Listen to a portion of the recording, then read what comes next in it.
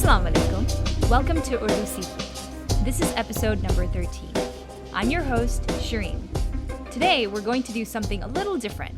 I have with me Leah, all the way from Germany. If you recall, in a recent past episode, Leah mentioned that she will soon be marrying a Pakistani and would love to learn Urdu to be able to better connect with his family. Welcome to the podcast, Leah. Super excited to do this with you. Thank you, Shireen. I'm also excited to be on the show. I was really happy to find your podcast as I've been looking for a good way to learn proper Urdu grammar for a long time. It's not a popular language to learn, and I really love the idea of a global classroom or a global community. Thank you. Yeah, that's exactly what I'm trying to develop. I really hope this inspires other listeners to also send us a voice message or connect with us in any way.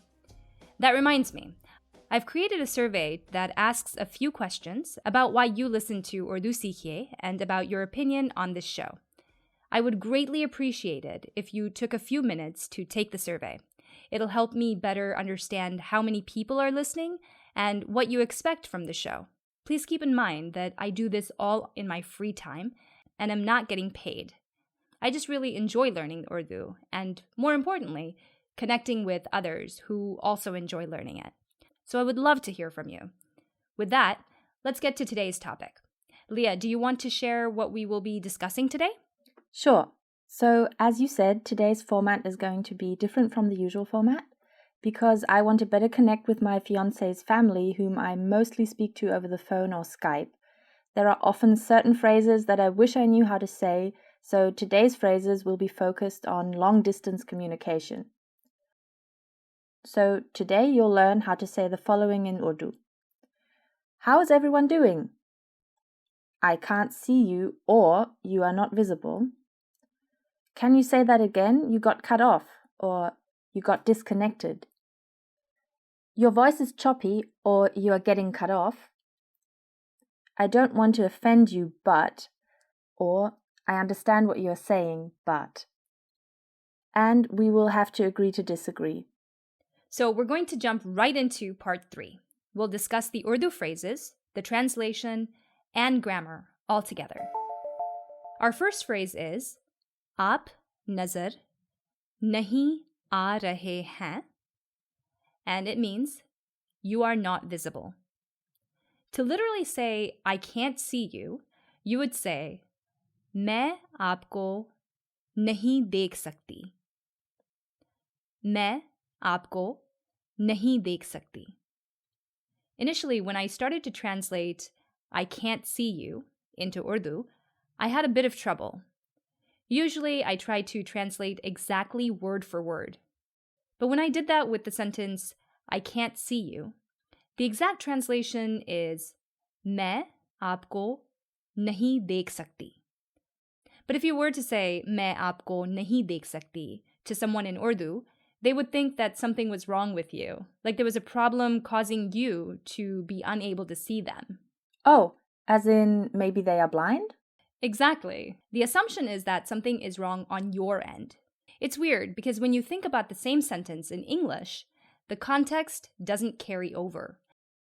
In Urdu, if we use मैं आपको नहीं देख सकती, which we know means I can't see you, that sentence just has other meanings associated with it. So if we say मैं आपको नहीं देख सकती, it could also be, like you said, maybe I'm blind, or maybe I'm forbidden to see this person. I'm just not allowed.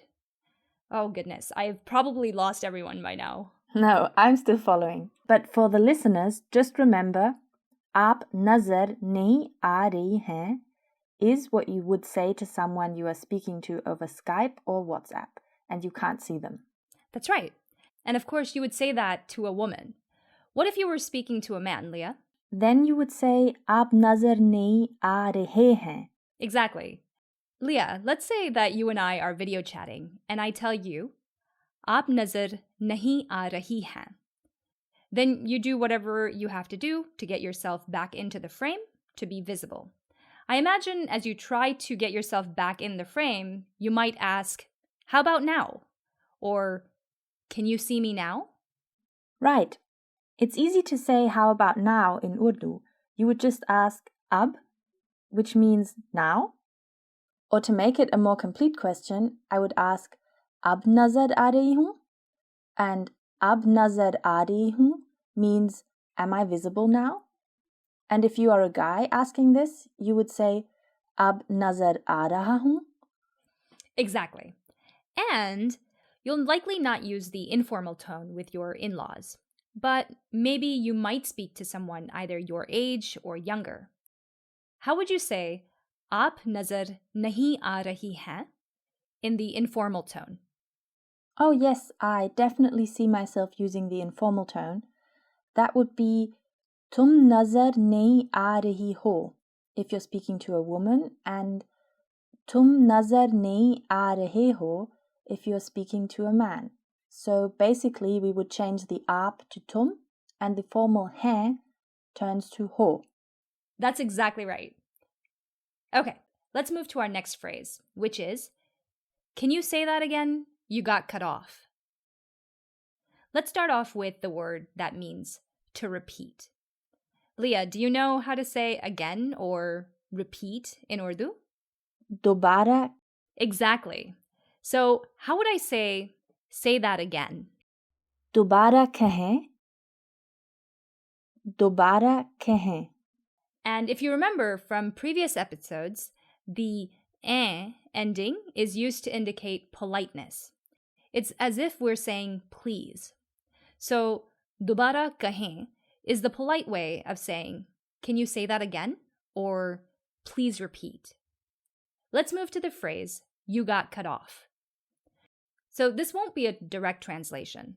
In Urdu, I often hear people saying, aapki awaaz kat gayi. Aapki awaaz kat gayi. Can you translate that, Leah? Sure, I know that kahein is a request. It means speak or say. And aapki is the possessive adjective meaning yours. And I take it kat gayi means got cut off. What does avaz mean? Well, if you had to guess, what would you guess? Something got cut off. This word isn't present in the English sentence, so it is a bit tricky. Is avaz voice? Exactly. So what's the full sentence then? Dobara kahein, aapki आवाज cut गई. दोबारा कहें, आपकी आवाज cut गई. Excellent. And gai is the verb we tack on to the end to indicate a completed action in the immediate past. Her voice just got cut off. So we say, aapki awaaz kat gayi. Notice how the word cut ends. Leah, do you know which letter the word cut ends in? I'm going to guess that it doesn't end in te. It likely ends in te. That's exactly right. So it's not cut, it's cut. So it's that hard T sound. Can we get another example with gay? Sure. Let's say the bus just left. Then I would say, bus chali gayi. Bus chali gayi. I thought the verb chalna means to walk. Yes, that's true, but it also means to leave or to go. If you and I were at a party and you were ready to leave, you could simply say to me, chale. And chale means shall we leave or shall we go? Aha, another very useful word to know. Totally. So let's return back to voice. Let's say that the person's voice on the other end keeps getting cut off. Maybe the internet connection's weak. Then you'd want to say, your voice is choppy, as in it's being heard in bits and pieces. Yes, that happens sometimes. Let me take a shot at this. To say your voice keeps getting cut off, we would say, aapki आवाज cut cut के आ रही है. आपकी आवाज cut cut के आ रही है. Perfect. In Urdu, we often repeat the same word twice, pretty fast, like cut cut. Let me think of another example of words that are repeated twice. Here's one, bar bar, and it means again and again. Oh yes, That's a great example because it's often repeated twice in English too. You'll hear people say again and again. For example, if I wanted to say, he tells me again and again that I am late, I would say, वो मुझे बार-बार कहता है कि मुझे देर हो गई. वो मुझे बार-बार कहता है कि मुझे देर हो गई. To learn the word-by-word translation for this sentence, please download the free handout from our website. I have another one. Kabhi kabhi. And kabhi kabhi means sometimes or now and then. I'm pretty sure if you said the word just once, it still means the same thing, but in Urdu, certain words are just repeated. They totally are. Okay, let's move to the next sentence. It's always important to be able to say this to anyone, really, but especially to someone you're getting to know and you're hoping to develop a long-term relationship with. So the phrase is, I don't want to offend you, but... After spending a lot of time trying to get the exact translation for this sentence, I kind of gave up.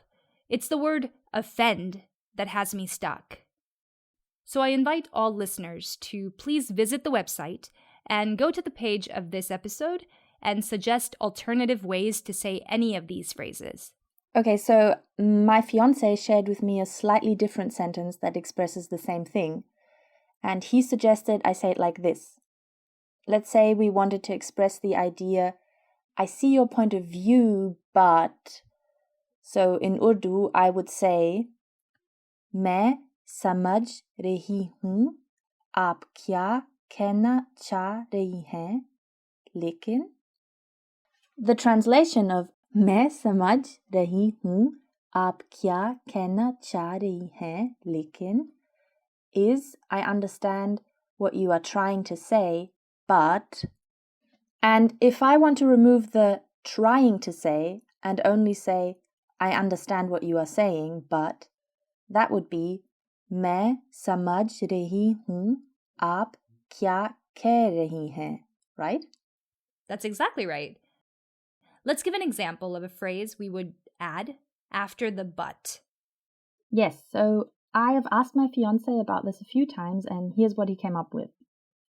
मैं समझ रही हूँ आप क्या कह रही हैं, लेकिन हम मुत्तफिक हैं कि हम दोनों इस बात पे एक जैसी राय नहीं रख सकते हैं. Ooh, this is definitely a little more intermediate, but that's okay. So what does हम मुत्तफिक हैं कि हम दोनों इस बात पे एक जैसी राय नहीं रख सकते हैं mean? It means we can both agree that we cannot agree on this topic. We can also phrase this as a question. क्या हम मुत्तफिक हैं कि हम दोनों इस बात पे एक जैसी राय नहीं रख सकते हैं?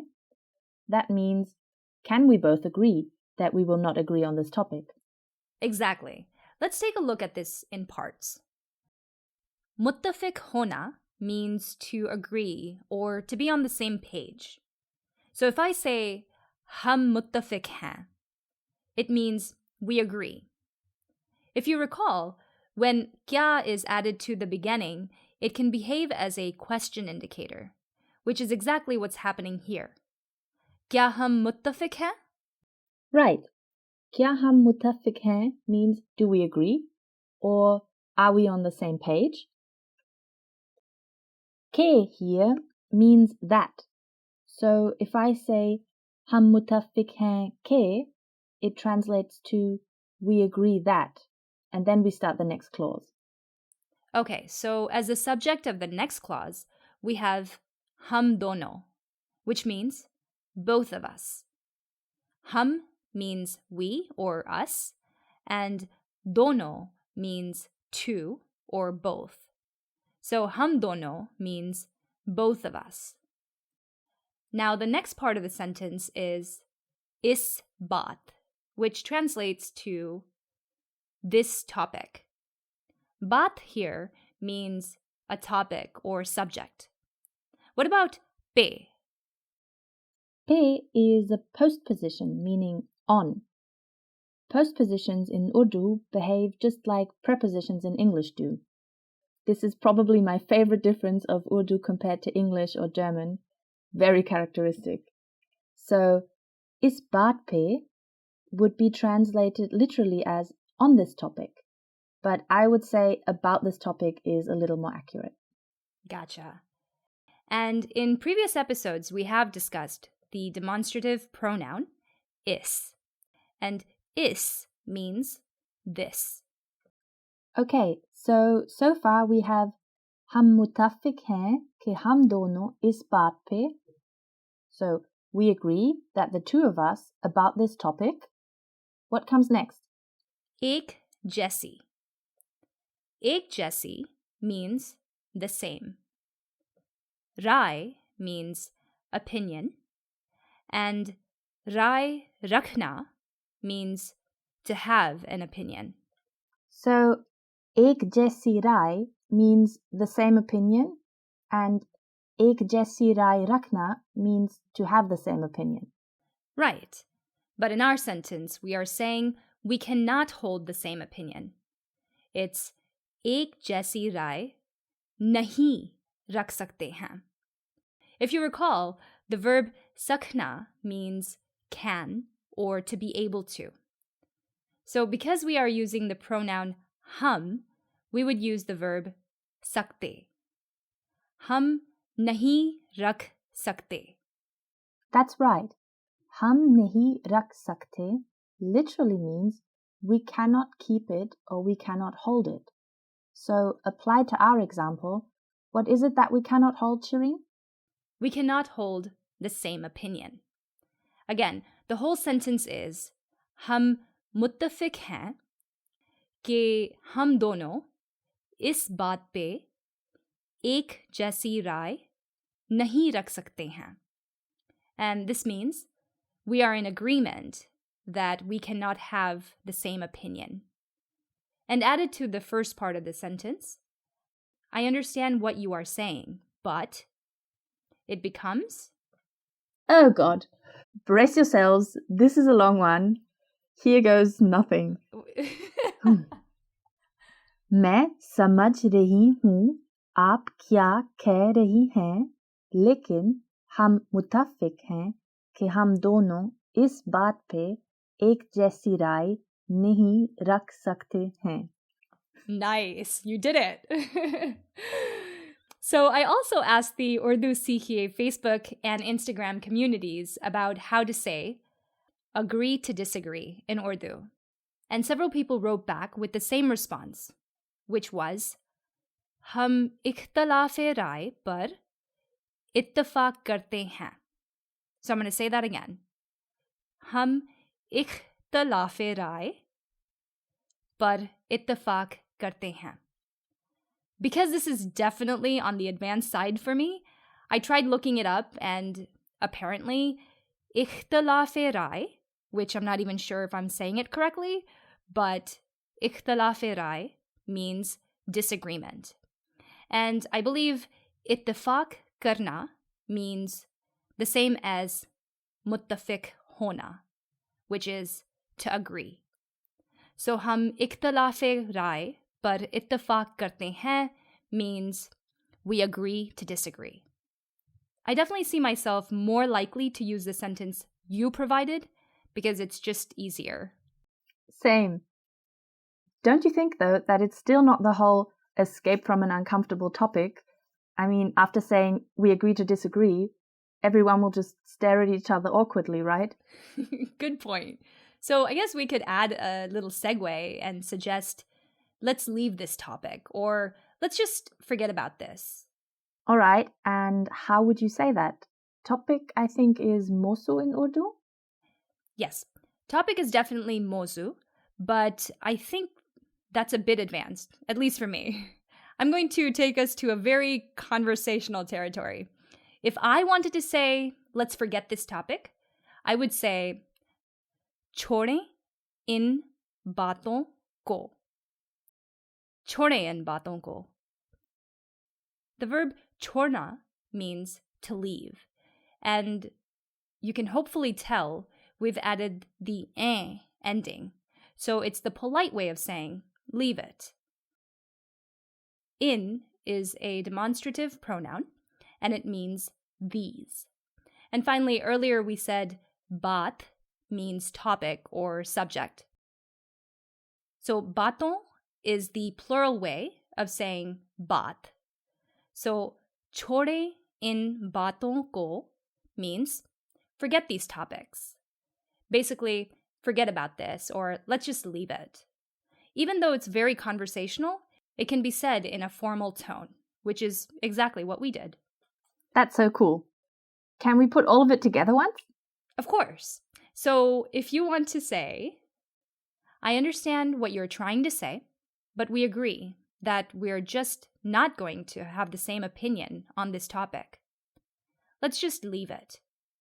So to say that, you would say, मैं समझ रही हूँ आप क्या कह रही हैं, लेकिन हम मुत्तफिक हैं कि हम दोनों इस बात पे एक जैसी राय नहीं रख सकते हैं. छोड़े इन बातों को. I think in all the episodes that I've ever done, I don't think I've ever had such a long sentence. So thank you for that, Leah. So I definitely see myself using this sentence, even though it's quite long. I'll just learn it off by heart. I already had one uncomfortable conversation about vegetarianism, and I really didn't know how to get out of it. They just love their meat. I know exactly what you mean. I've got a few of those in my family too. Okay, so... Oh, and you also wanted to know how to say, how is everyone doing? To say, how is everyone doing, you would say, सब लोग कैसे हैं? सब लोग कैसे हैं? Or simply, सब कैसे हैं? What do you think sub means? All or everyone? Exactly. So it's similar to asking just one person, आप कैसे हैं? But instead now we replace aap with sab. Sab kaise hain? Ya sab log kaise hain? And I know log means people. That's right. I'm trying to think of other questions that express the same idea. My mom often asks, kya hal chal hai? Which also means, what's happening? So that's all for this episode on long-distance communication and misunderstandings. Remember, if you know of other ways of saying any of the phrases we covered today, please be sure to share that on either our website or our social media pages. And be sure to complete the survey, which is also on our website. Leah, how do you say thank you in German? Dankeschön or vielen Dank for having me on your podcast. It was such a pleasure. Ha! The reason I was asking was so I can say Dankeschön for joining me and all the time you gave to this effort. It was so much fun to do this with you. I hope we can do this again soon. Me too. Ter milenge. Khuda Hafiz.